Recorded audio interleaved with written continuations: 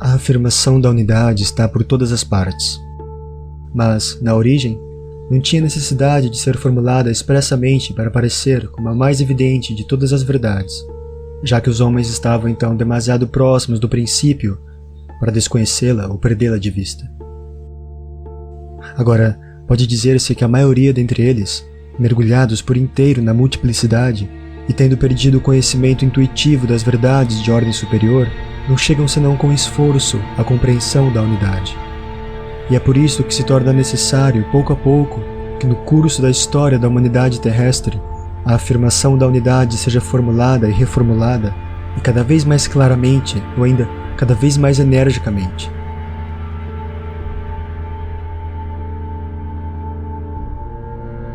É de se observar que, considerando sempre as coisas em seu estado presente, os povos ocidentais, e mais especificamente os povos nórdicos, são os que parecem ter as maiores dificuldades em compreender a doutrina da unidade, ao mesmo tempo em que estão comprometidos, em um grau mais elevado que os demais, a mudança e a multiplicidade. As duas coisas caminham evidentemente juntas. E talvez haja algo aí que se deva, ao menos em parte, às condições da existência desses povos. Questão de temperamento, mas também de clima. Nos países do norte, com efeito, onde a luz solar é débil e frequentemente velada, todas as coisas aparecem aos olhares, por assim dizer, com igual valor, e de uma maneira que afirma pura e simplesmente sua existência individual, sem deixar entrever nada mais além. Assim, na experiência cotidiana mesma, não se vê, na verdade, senão a multiplicidade. É diferente do que ocorre nos países em que o Sol, por sua radiação intensa, absorve, por assim dizer, todas as coisas em si mesmo, fazendo-as desaparecer diante dele, como a multiplicidade desaparece diante da unidade.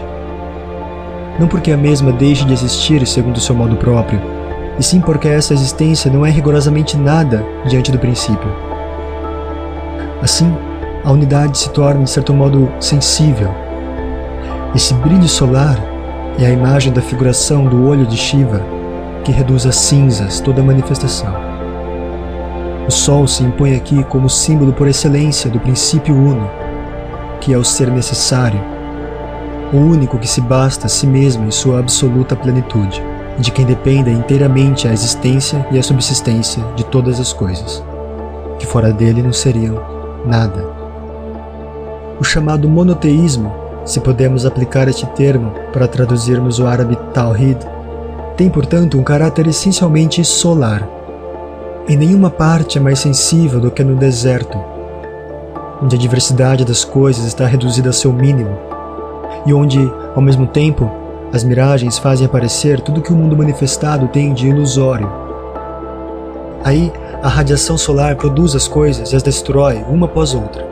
Ou antes, já que é inexato dizer que as destrói, as transforma e as reabsorve logo depois de tê-las manifestado. Não se poderia encontrar uma imagem mais verdadeira da unidade, despregando-se exteriormente na multiplicidade, sem deixar de ser ela mesma, e sem ser afetada por ela.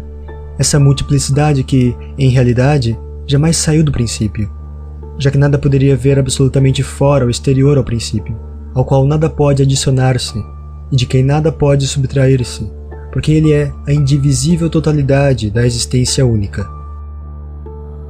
Sob a luz intensa dos países do Oriente, basta ver para compreender as coisas, para perceber imediatamente sua verdade profunda. E sobretudo parece impossível não compreendê-la assim no deserto, onde o sol traça os nomes divinos em letras de fogo no céu.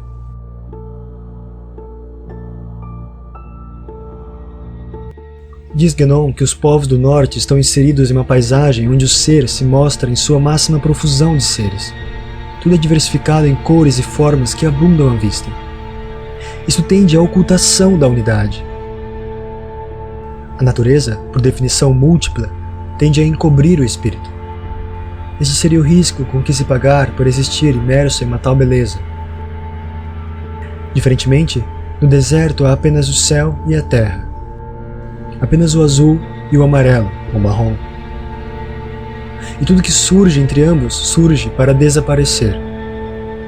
Surge pequeno, surge para deixar um rastro que logo desaparece. Surge como miragem, o que escancara o aspecto de maia, de ilusão, o aspecto de efêmero e passageiro dos entes do mundo. Um lagarto surge na areia e logo desaparece nela. No deserto, tudo surge do e logo é tragado de volta por ele.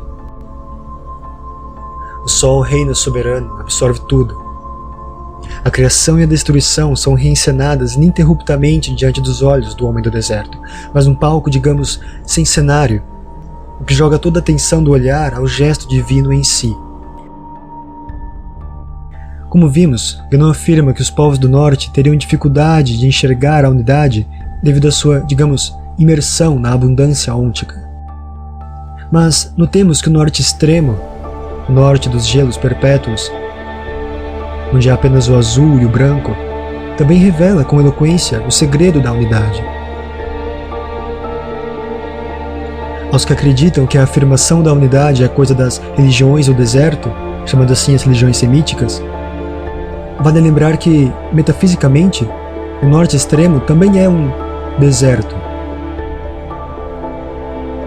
Portanto, faz muito sentido que muitos hindus atribuam a origem dos Vedas, que seriam, dizem eles, a expressão mais pura da espiritualidade indo-ariana, no Polo Norte. Como defende a famosa tese de Tilak, por exemplo, os arianos desceram do Polo Norte entoando os Vedas. Parece mais fácil recobrar no deserto, de gelo, de areia, de rocha, a lembrança da unidade. Talvez por isso, nessa era obscura, coube ao homem do deserto o destino de redescobrir a unidade oculta. Em resumo, os monoteísmos históricos são apenas eclosões daquilo que o homem primordial, o mesmo do norte, já sabia, e que o mundo, iludindo-o com a profusão de entes e entidades, havia o feito esquecer.